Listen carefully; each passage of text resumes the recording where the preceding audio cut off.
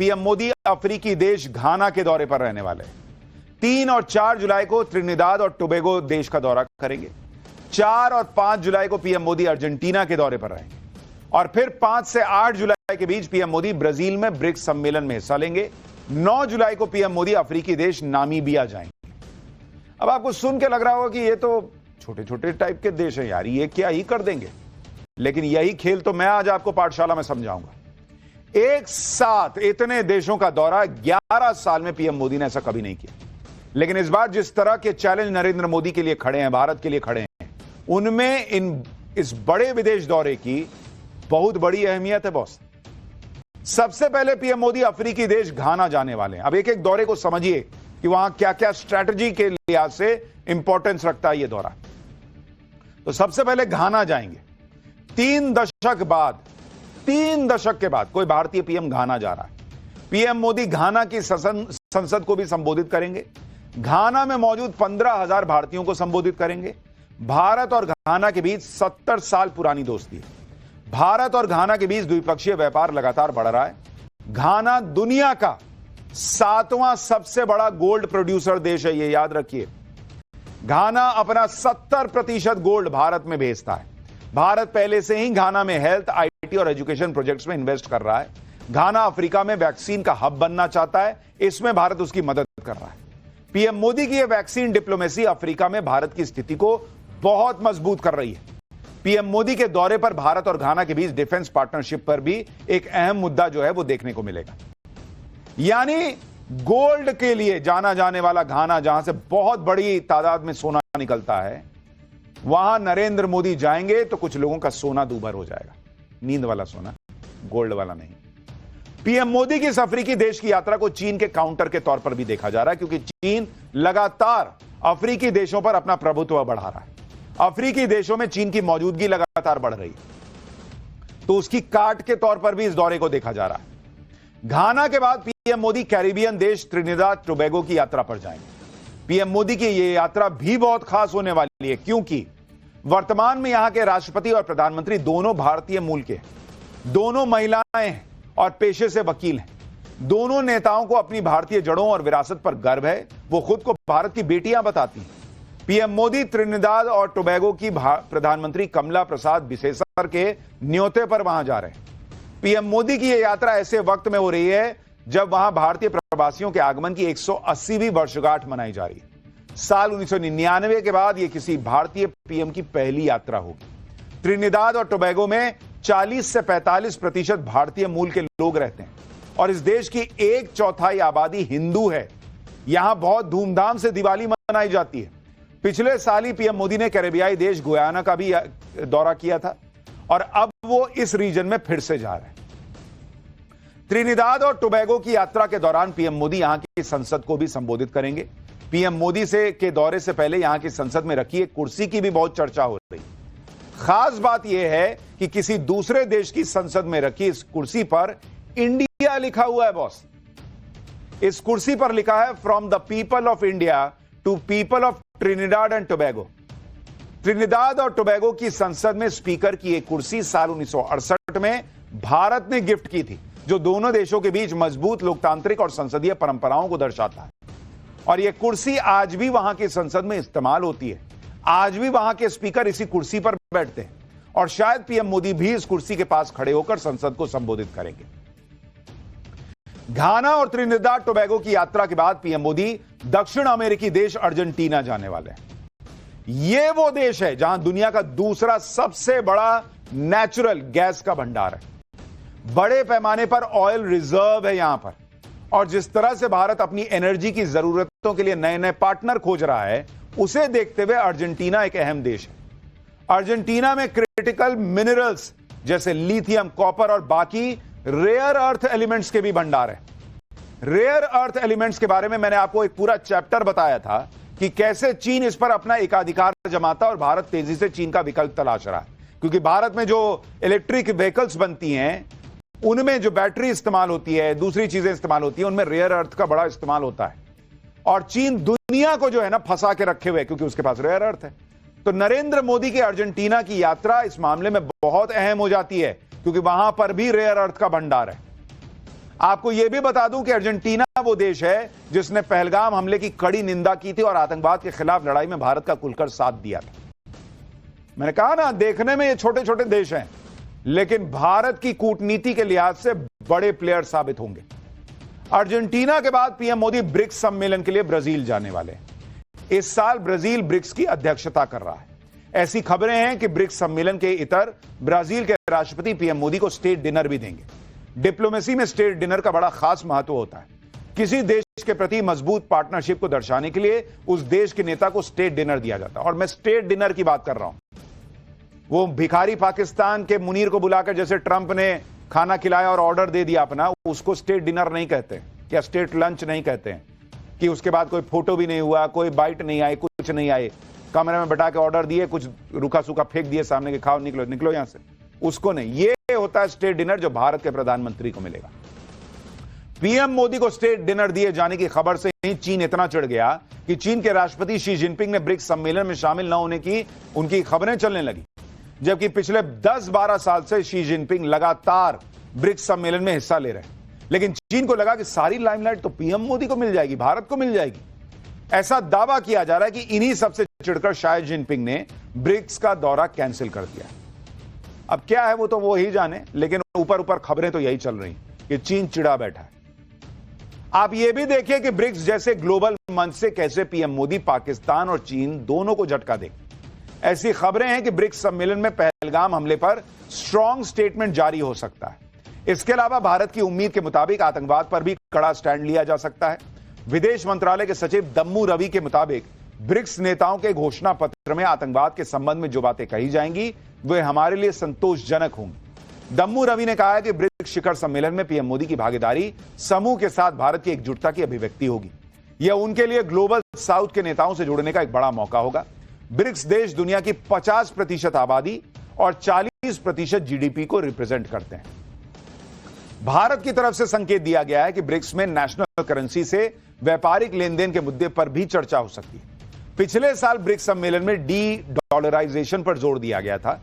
BRICS के देश dollar को छोड़कर अपनी अपनी करेंसी में व्यापार करने पर जोर दे रहे थे। इसमें यह भी चर्चा उठी थी कि ब्रिक्स के देश आपस में एक ब्रिक्स करेंसी क्रिएट कर लें और उसमें व्यापार शुरू कर दें। लेकिन ब्रिक्स देशों के इस प्लान पर ट्रंप भड़क गए थे, क्योंकि ट्रंप या कोई भी अमेरिकी राष्ट्रपति डॉलर का दबदबा कम होते नहीं देखना चाहते। लेकिन इस बार फिर से ब्रिक्स में डॉलर के विकल्प पर चर्चा होती है तो ट्रंप को बहुत मिर्ची लगेगी। हालांकि ट्रंप का डॉलर जो है वो धड़ाधड़ गिरे जा रहा है। जितना पाकिस्तान गिर गया है 47 में अलग होने के बनने के बाद से, उससे भी तेजी रफ्तार से डॉलर गिर रहा है। उसके बारे में आगे बताऊंगा। पीएम मोदी ब्रिक्स सम्मेलन के लिए तो ब्राजील जा ही रहे। उनके इस दौरे पर ब्राजील के साथ ऐसी बड़ी डील हो सकती है जो दुनिया में भारत के हथियारों का डंका पीटेगी। इस डील को देखकर चीन और तनाव में आएगा। ऐसी खबरें हैं कि ब्राजील भारत से आकाश एयर डिफेंस सिस्टम और गरुड़ आर्टिलरी गन जैसे हथियार खरीदना चाहता है। भारतीय हथियारों में ब्राजील की दिलचस्पी से चीन परेशान हो सकता है, क्योंकि चीन खुद को हथियारों का बड़ा एक्सपोर्टर मानता है। लेकिन ऑपरेशन सिंदूर के बाद दुनिया में भारत के हथियारों की ज्यादा चर्चा हो रही है। यह अलग बात है कि हमारे यहां राहुल गांधी और उनके इकोसिस्टम का इंटरेस्ट इस बात को जानने में है कि राफेल गिरा कि नहीं, ये बताइए। लेकिन दुनिया का इंटरेस्ट इस बात में है कि यार भारत ने गजब कर दिया यार, कोई ड्रोने नहीं गिरने दिया, सब ऊपर फोड़ दिया। लाओ यार आकाश हमको भी दो, लाओ यार हमको ये गरुड़ भी दो। दुनिया में तो भारत का डंका बज रहा है। दूसरी बात, भारत, ब्राजील और चीन सब ब्रिक्स का हिस्सा है। अगर ब्राजील और भारत के बीच डिफेंस डील होगी तो इससे ब्रिक्स में चीन का दबदबा कम होगा। पीएम मोदी अपने इस विदेश दौरे में नामीबिया भी जाने वाले हैं। अभी उसके बारे में तो बताया ही नहीं। नामीबिया अफ्रीका का वो देश है जिसके पास बड़े खनिज भंडार हैं। नामीबिया से डायमंड, क्रिटिकल मिनरल्स और यूरेनियम निकलते हैं। भारत की नामीबिया के साथ डायमंड ट्रेड, क्रिटिकल मिनरल्स और यूरेनियम सप्लाई पर बात हो सकती है। नामीबिया में दुनिया का सबसे ज्यादा मरीन डायमंड है, जो डायमंड भारत में लंदन और दूसरे शहरों के जरिए आता है। लेकिन भारत अब नामीबिया से सीधे डायमंड ट्रेड की बात कर रहा है। नामीबिया में भारत की कई डायमंड प्रोसेसिंग कंपनियां भी काम करती हैं। भारत ने नामीबिया के माइनिंग, डायमंड प्रोसेसिंग सेक्टर में बड़ा निवेश भी कर रखा है। नामीबिया में रेयर अर्थ मेटल्स का भी बड़ा भंडार है जो भारत के काम आ सकता है। नामीबिया के पास यूरेनियम का भी बड़ा भंडार है जो भारत के न्यूक्लियर एनर्जी प्रोग्राम में काम आएगा। नामीबिया में 27 साल के बाद भारत का कोई प्रधानमंत्री जा रहा है। नामीबिया में पीएम मोदी वहां की संसद को भी संबोधित करेंगे। और इसलिए मैंने आपको कहा कि 11 साल में पीएम मोदी ने इतनी लंबी यात्रा, विदेश यात्रा नहीं की है। ऑपरेशन सिंदूर के बाद इस यात्रा के बड़े मायने हैं। जो चीन रेयर अर्थ पकड़े बैठा है, उसको मैसेज देने के लिए भी इस यात्रा के बड़े मायने हैं। नामीबिया वो देश है जहां से पीएम मोदी भारत के लिए चीता लेकर आए थे। 2022 में 8 चीते नामीबिया से ही भारत आए थे, जो मध्य प्रदेश के कूनो नेशनल पार्क में लाए गए थे। जब से नामीबिया के चीते आए हैं, तब से कूनो नेशनल पार्क में टूरिस्ट की संख्या बढ़ गई।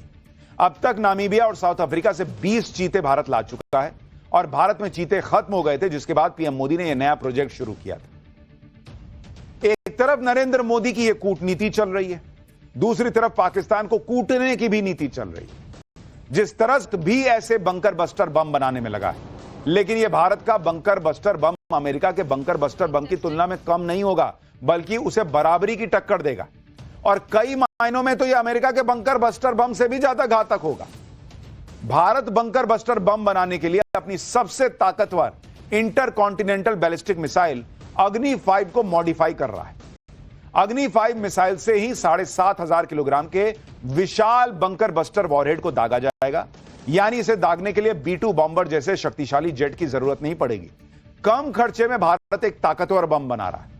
भारत के बंकर बस्टर बम को अग्नि 5 मिसाइल से ही दाग दिया जाएगा।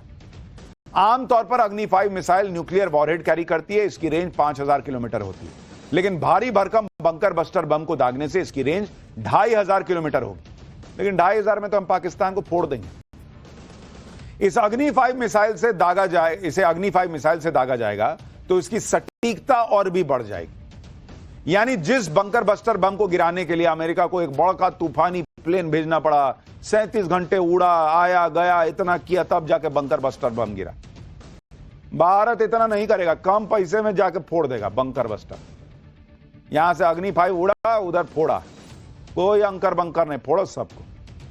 भारत के इस बंकर बस्टर बम से जमीन के 100 मीटर नीचे बने दुश्मन के ठिकाने भी ध्वस्त होंगे। यानी अब हाफिज और मसूद जैसे आतंकी बंकर में भी छिपे तो बच नहीं पाएंगे। बंकर बस्टर बम अमेरिका के पास भी है, चीन के पास भी है, लेकिन भारत जो बंकर बस्टर बम बना रहा है वो कैसे अमेरिका और चीन के बंकर बस्टर बम से अलग है, वो बताता हूं। अगर एक्सप्लोजिव ले जाने की क्षमता देखें तो भारत अग्नि 5 मिसाइल से 7,500 किलो, चीन का DF-15C बंकर बस्टर बम 500 से 750 किलोग्राम एक्सप्लोजिव ही ले जा सकता है। जमीन के कितने अंदर जाकर टारगेट को भेज सकता है, अगर इसकी तुलना देखें तो भारत के बंकर बस्टर बम 80 से 100 मीटर जमीन के अंदर टारगेट को भेज सकते हैं। अमेरिका का बंकर बस्टर बम 60 मीटर तक टारगेट को भेज सकता है और चीन का करीब 20 मीटर। हथियारों के मामले में अगर आप मारक क्षमता देखें तो भारत 2,500 किलोमीटर, पूरा पाकिस्तान इसकी रेंज में आएगा। अमेरिका का बॉम्बर विमान पर निर्भर रहना, जहां मारना है वहां उड़ाकर ले जाना, यह उसकी कमी है। चीन 700 किलोमीटर की रेंज से ज्यादा आगे नहीं बढ़ सकता। यानी रेंज के मामले में भी भारत का बंकर बस्टर बम बहुत आगे है। यानी भारत कम खर्चे में, कम झंझट में ऐसा बम बना रहा है जो अमेरिका और चीन के बंकर बस्टर बम का बाप साबित होगा। इतना ही नहीं, आज ही भारतीय नेवी के बेड़े में ऐसा ताकतवर युद्धपोत भी शामिल हुआ है जो पानी में दुश्मन को पानी पिला देगा। आज भारतीय नौसेना को सबसे आधुनिक स्टील्थ फ्रिगेट INS तमाल मिल गया है। रूस से मिला यह युद्धपोत ब्रह्मोस सुपरसोनिक क्रूज मिसाइल से लैस है, जो समुद्र और जमीन दोनों में सटीक निशाना लगा सकता है।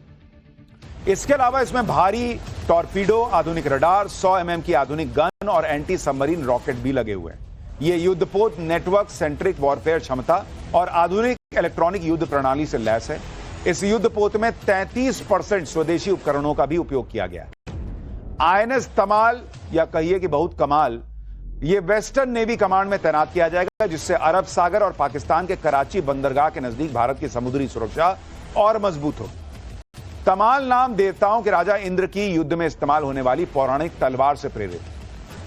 तो यानी पाकिस्तान को एक और मैसेज, इस बार नेवी मारेगी और तमाल मारेगा तो इतना मारेगा कि कमाल होगा। भारत लगातार अपनी ताकत को बढ़ाता चला जा रहा है, नई नई डिफेंस डील कर रहा है, सेना की जरूरतों के मुताबिक हथियारों की खरीद को जल्द से जल्द निपटा रहा है। अब खबर है कि मोदी सरकार जल्दी ही 1 लाख करोड़ रुपए से ज्यादा की अलग अलग डिफेंस डील को मंजूरी देने वाली है। इसमें स्वदेशी quick reaction surface to air missile system की 3 नई रेजिमेंट की खरीद को मंजूरी मिल सकती है। इसमें वायुसेना के लिए 3 जासूसी विमान खरीद का भी प्रस्ताव है। इसके अलावा सुखोई 30 MKI को अपग्रेड करने का प्रस्ताव भी है। समुद्र में दुश्मन की पनडुब्बियों और जहाजों को रोकने के लिए खास माइंस की खरीद का भी प्रस्ताव है। यानी अगर आपको लग रहा है कि भारत बहुत मजबूत है, तो मजबूत तो है ही है, लेकिन नरेंद्र मोदी इतनी मजबूती पर रुक नहीं रहे हैं। कह रहे हैं और मजबूत करो, और मजबूत करो। दुनिया में भारत की सेना का डंका तो बजता ही है, भारत के हथियारों का डंका तो बज ही रहा है, भारत की ताकत का डंका बजते रहना चाहिए। नरेंद्र मोदी न सिर्फ भारत के डिफेंस को मजबूत करने में जुटे हैं, बल्कि भारत की इकोनॉमी को भी जबरदस्त बूस्ट देने में लगे हैं। आज भारत में जीएसटी लागू होने के 8 साल पूरे हो गए और जीएसटी कलेक्शन ने नया रिकॉर्ड बना दिया। वित्तीय वर्ष 2025 में जीएसटी से कुल 22,08,000 करोड़ रुपए जमा हुए हैं, जो पिछले वित्तीय वर्ष 2024 के 20,18,000 करोड़ से ऑलमोस्ट 9.5% ज्यादा है। ये पिछले 8 साल में हुए हैं, जो पिछले वित्तीय वर्ष 2024 के 20,18,000 करोड़ से ऑलमोस्ट 9.5% ज्यादा है। ये पिछले 8 साल में अब तक का सबसे ज्यादा सालाना जीएसटी कलेक्शन है बॉस। यानी भारत के खजाने में पैसा छप्पर फाड़ के आए जा रहा है। भाई लोग कमा रहे हैं तो टैक्स भर रहे हैं। दुनिया सोच रही है कि इकोनॉमी कैसे चलाना है, भारत में देखिए क्या हो रहा है। और सिर्फ जीएसटी कलेक्शन नहीं, बल्कि हर मोर्चे पर भारत की इकोनॉमी लंबी छलांग मार रही है। अभी कल ही आरबीआई की फाइनेंशियल स्टेबिलिटी रिपोर्ट आई है, जिसमें यह कहा गया है कि भारतीय अर्थव्यवस्था मजबूती के साथ आगे बढ़ रही है।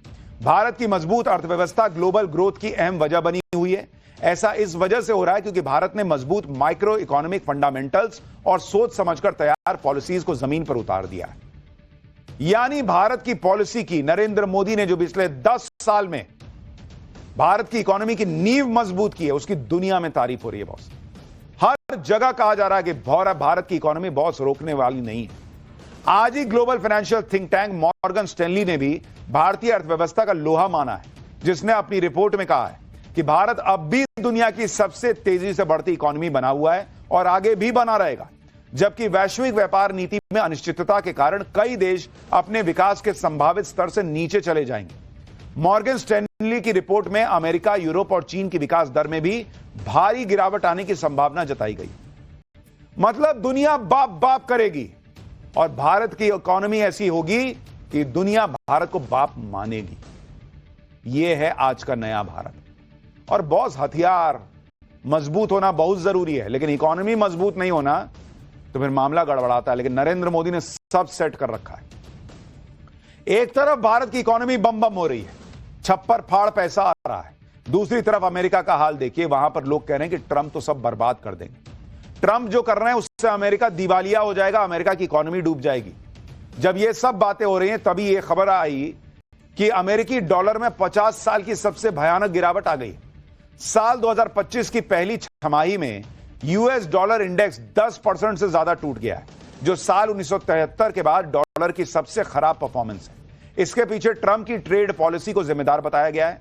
एक्सपर्ट्स कह रहे हैं कि ट्रंप की टैरिफ युद्ध वाली धमकियों ने विदेशी निवेशकों में डॉलर के भरोसे को कमजोर कर दिया है। यह होता है जब ट्रंप जैसा नेता देश की कमान संभालता है।